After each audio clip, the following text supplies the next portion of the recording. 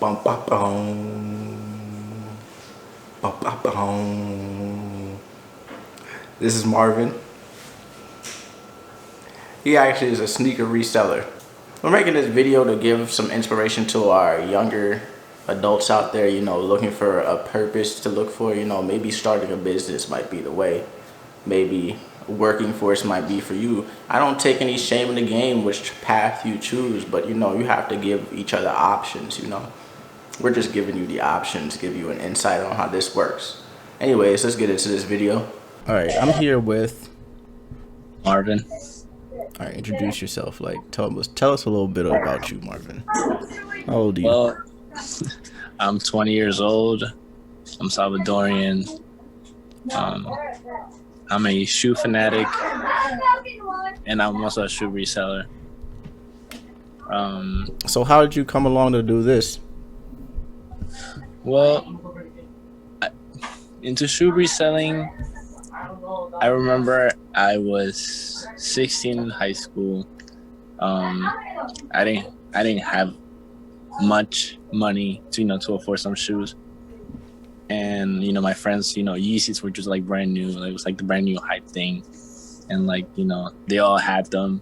So it was like I kind of wanted a pair. So I started selling some clothes that I had, and I also had some stuff that I had. So I sold it, and I bought my first one, and it kind of went on from there. Just buying and selling shoes. So you bought the first one. Did you sell the first one?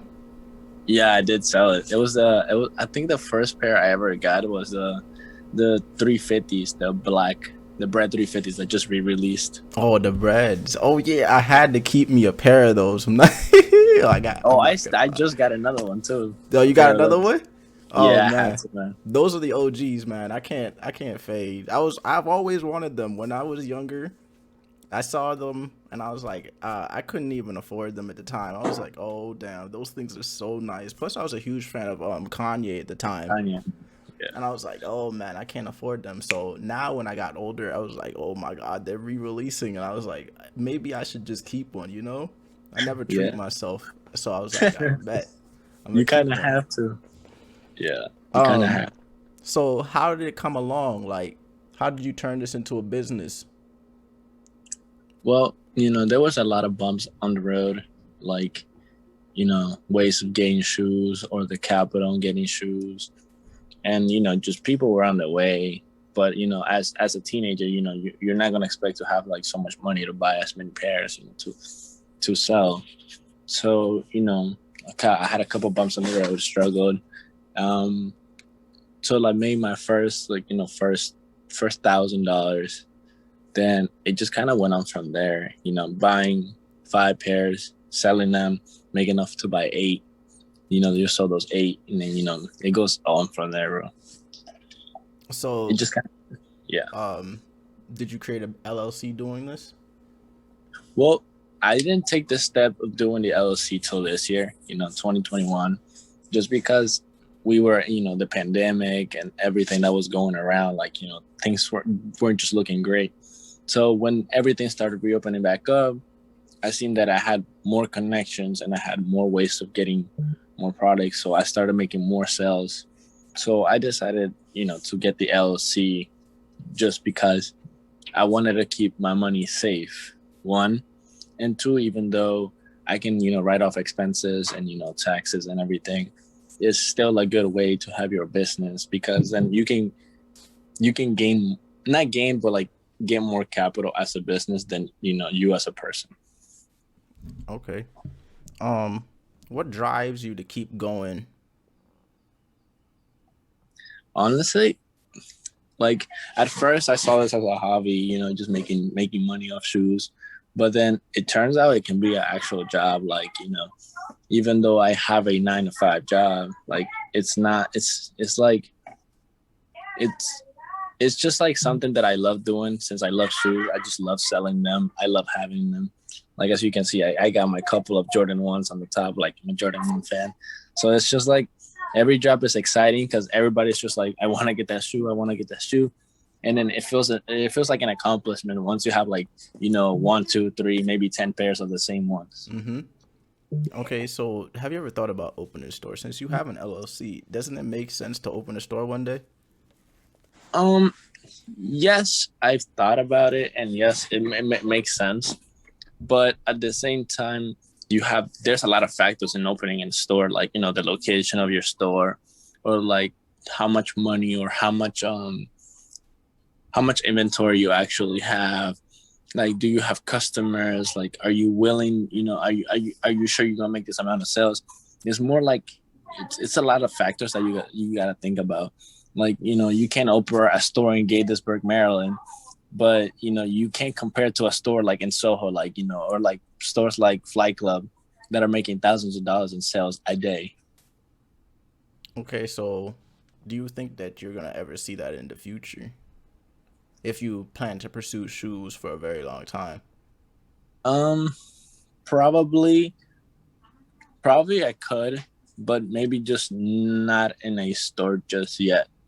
But hopefully, if everything goes right and everything goes well, we work towards getting a store. But as of now, I have clientele, and I have bulk people that I sell to, store owners, and it's kind of maintaining just there at the moment. You have to maintain what the The clientele, just the way that I'm at, like that I'm rolling, in order for me to say, oh yeah, this is good enough for me to open a store, or like people are actually paying the price I'm putting my shoes at. Okay. And outside of the business, what are your hobbies? Well, I've I've been dancing since 2016. So other than shoes, I'm dancing. Like a Latin dance, salsa, bachata. I also work in cars. I work in vehicles. I work in CDL vehicles. I work on regular cars. I do that. So yeah, I kind of have a drive for that too. Oh, so you're an everything type of man. Isn't Yeah, I the can say it. ladies searching for the everything type of man? I guess nowadays, yes, but thank God I'm focusing on myself. So You ever plan to settle down one day? hopefully, yes. And, I really hope it happens when I'm stable enough where I can afford to hold a household, or like I can afford to have a family, because, I can't really get into a state of mind or a state of living without being there yet. Oh, you don't feel comfortable doing that? Yeah, not at the moment. Okay, so let's go back to the backstory. So, Yeah. what is the passion? You told us about how you saw. Wait, I'm just gonna cut this part out. Did you tell us about how you saw your friends had the shoes, or you wanted the Yeah, shoes? yeah, yeah. Okay, Yeah. so where does the passion come from? Because when you said you moved here in 2011, Yeah. and you saw him, that means it doesn't come. You just saw you saw it, but you wanted it. But that didn't Actually, create the passion for the shoes. That just created the lust for the shoes. yeah.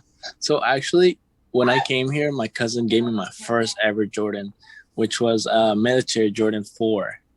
This was like back in 2011. Yeah, they were just released, and they were so beat up. Like, he beat them up, so he was like, "I don't want these anymore." So he ended up giving them to me. So I would take care of these shoes like so much. Like, I was like, "Wow, that's like my most expensive shoe I have." Like, I have to have it clean, everything. And it just made me feel like, it just made me feel cool, right? Like the cool kid, like, he did, like, all the cool kids in school had like every Jordan, or like I remember like Bread 11s releasing like 2012 or something like that. Mm-hmm. So everybody had a pair of Bread 11s, and I always wanted them. And I would ask my parents and stuff like that. And it was just a love for the brand, and just a love for the shoes itself. Like, because I just don't wear any Jordan only because it's Jordan. Yeah. Like, I'm specifically a Jordan 4s or a Jordan 1 person, and then certain Jordan 11s that come out. Okay. So You gonna keep going? I don't know. Okay. Um, what would you advise your younger peers when it comes to starting a hobby or a business? What would you tell them to focus on as they are growing up, coming from the age of what, 16? 16 and up. Well, honestly, I would say do what you love and don't let anybody tell you that you can't do certain things, because that's what should drive you and push you the most. Because you're gonna have people look at you like, oh wow, you're crazy for buying so many shoes and spending thousands of dollars on shoes. But you know what the outcome can be, and you know what the revenue can be. And mostly when you love something and you're actually feeling good by doing it, is the best feeling. Like, you're not gonna be stressed on doing that. It's like if you go into work and you hate your job, you're not gonna like being there. You know. And if you love doing this and you love selling shoes, then do it, because that's what you love and that's what comes from inside of you. So what happens if they love selling drugs? That's, I mean,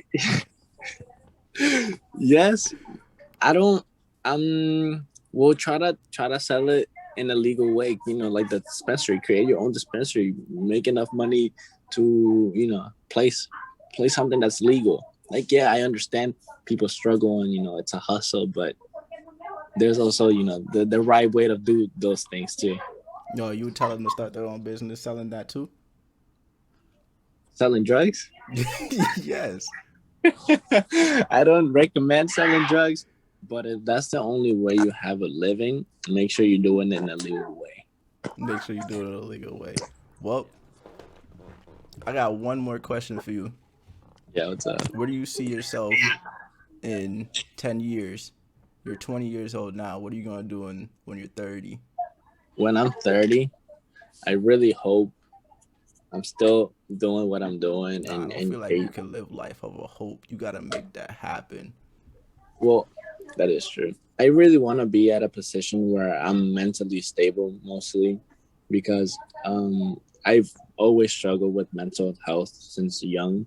So I really want to be there, and I really want to continue doing what I do, because it's just something that I love doing, and I wouldn't want to leave it for anything. I also see myself, you know, living in a better position, like, you know, by myself, or maybe I moved out, who knows? Maybe I have a girlfriend, maybe I have a kid. But I really hope I'm more stable with everything. That's the goal, stability? Yeah, stability. And of course being financial free, because, like, you know, you really can't live stressed. That's a good advice for the younger people, guys. Do not live stressed. Stress free is the way. Don't not really let is. these girls stress you out. Do not let That girls be stressing you out, man. Yeah, man. I feel like there's certain ones that will cost you trouble, and you just gotta let them go. Just let them go. They'll find somebody else. It doesn't have to be you. You got forever to find another one. Exactly. That's that. You know, that is a great advice. Okay, I'm gonna stop this video.